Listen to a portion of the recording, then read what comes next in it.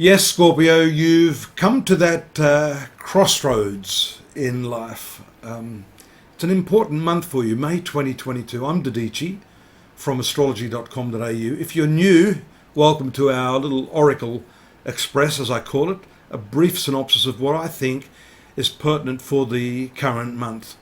The crossroads has to do with your relationships, and the important celestial event taking place on the 1st of May is that solar eclipse in your 7th house. 7th house, of course, being the prime relationship sector. Now, there are many areas in the horoscope that relate to relationship.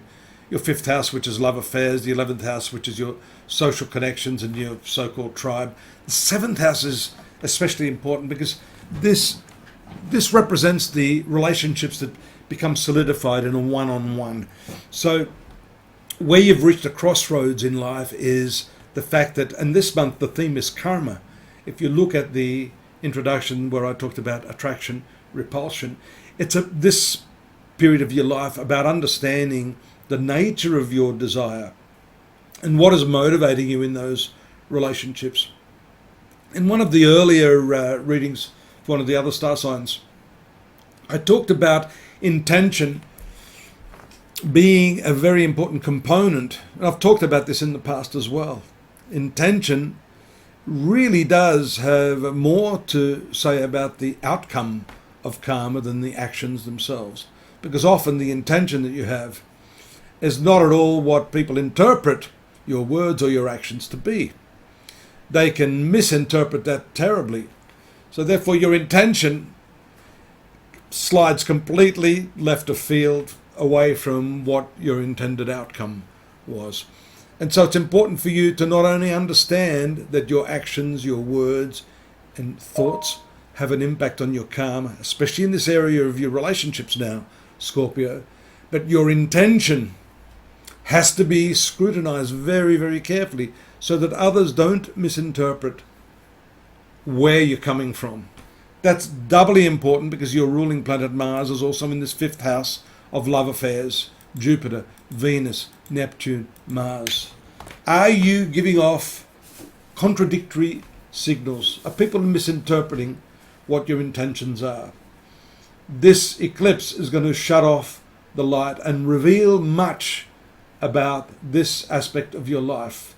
The extent to which you are able to intuit what these energies are revealing to you is going to determine long-term the outcome, your fate, your destiny, your karma.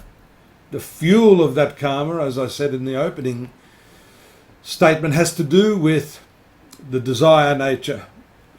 How much you desire something, how much you're repelled from it. This dual pendulum effect. On one day you're in love, on the next day you hate the person.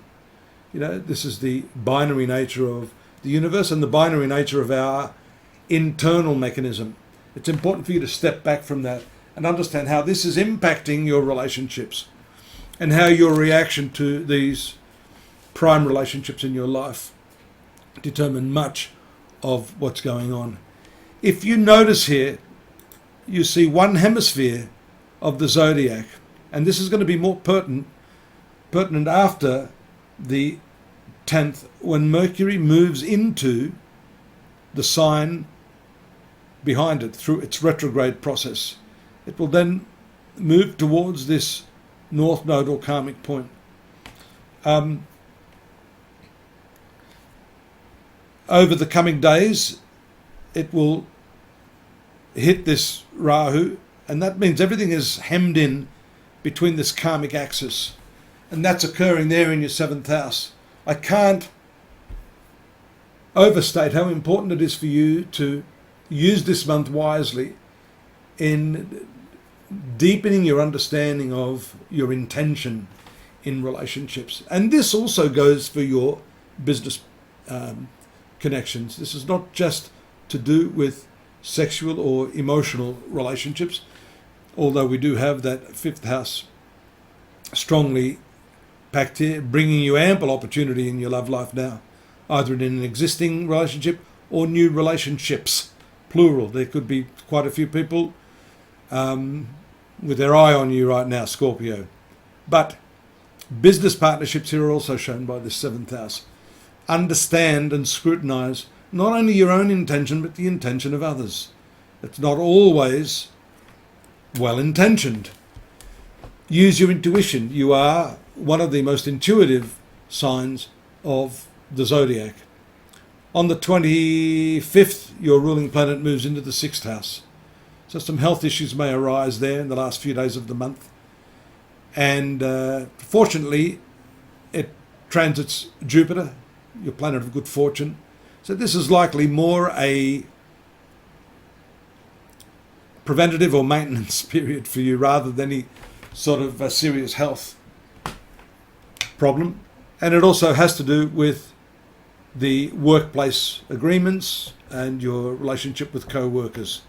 Again, the underlying theme is intention, karma based upon your understanding of how intention sometimes but not always works in the way you anticipate. So be mindful of that. Also be mindful of the fact that I have a whole lot of other stuff there for you at astrology.com.au that can fill in the gaps.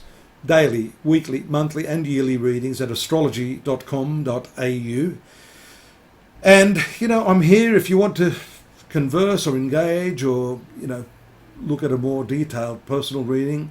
That's my specialty in Vedic astrology, although this reading is being done in Western astrology. I'm comfortable in both. All reveal your destiny. Do subscribe, do take care, and until I see you next month, enjoy. Bye-bye now.